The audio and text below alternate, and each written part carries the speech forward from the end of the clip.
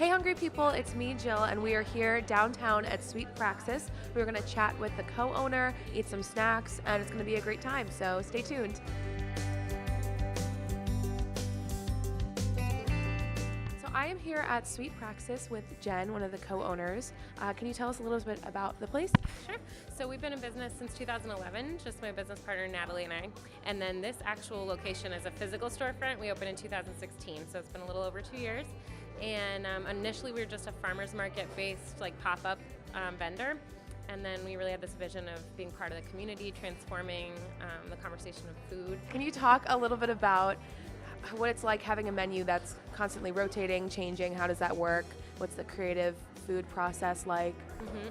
It can be challenging just because we'll get something just right and then the seasons will change and we want to try something new. So it's not like, we have some things that are classic that stay on our menu all the time, like the sea salted brownie.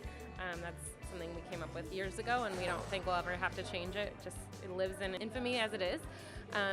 But for us, the seasons kind of dictate what some of our offerings are. We love to use farm fresh ingredients beyond just things like butter, dairy, eggs, flour, but like fruit that comes in the season, or lavender. Like lavender is one of our best selling culinary type of products because it's so different. I think more and more people are seeing it on menus, but we get it locally from a farmer in the summertime when she grows it.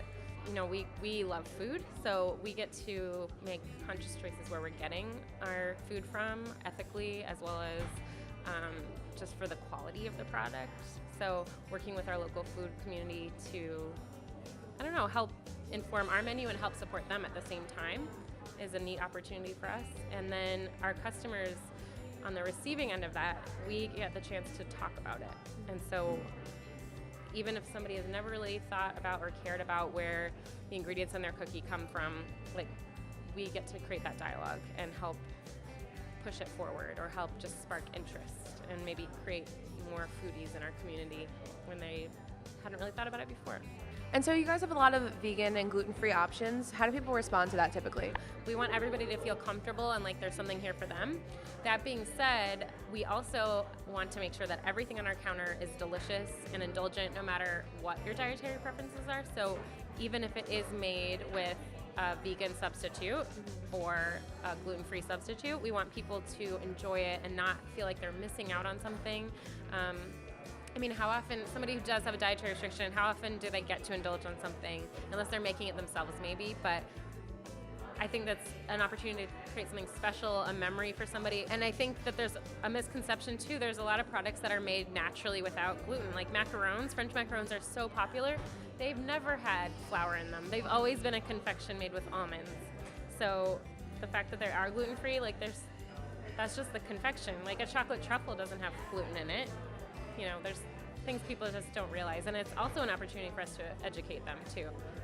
Yeah, that's super cool because I know there's a lot of vegan options or things that just it doesn't taste good, and it's really important that people need to care about the taste for people who eat differently, because it's in 2018 or 2019 now, there's a lot of people. I know I'm a vegetarian, our executive producer is a vegan, so we need to make them all happy. Quiche, could you talk a little bit about both of the things I'm about to try?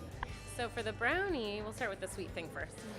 We do sweet and savory, but for the brownie, there's a couple different types of brownies. There's a cakey brownie, which is more fluffy and light, and then there's a fudgy brownie, which is more dense and gluttonous, and that's what we offer.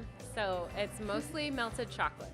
So there's a little bit of cocoa powder, but it's mostly melted chocolate and butter, and it's just more fudgy. So the experience is more, chocolatey in general. And then we add a little bit of flaked sea salt, Malden sea salt, to give it a contrast. I think sweet and salty pair nicely.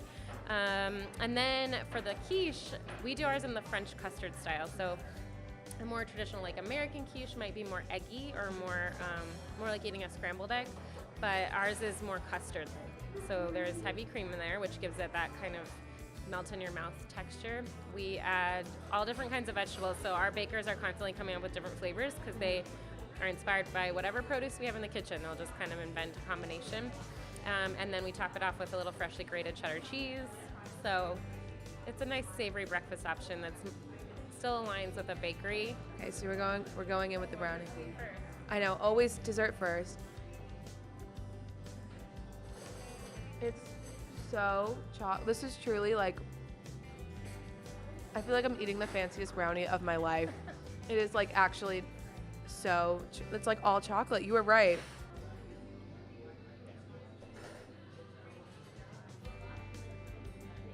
Oh my god, this is the best cake I've ever had. I would have said that if you were here or not. Thank you. There's just a hint of like nutmeg and thyme in there, which you shouldn't really taste, but it gives it a little bit more like interesting flavor. Wow. Well, thank you so much for having us here and telling us more about this place, because everyone should come here. I will be here all the time now that I know. Next time I'll make you a latte too. It goes perfect with all the pastries. Oh my goodness. Well, thank you so much. My pleasure. Thank you so much for coming.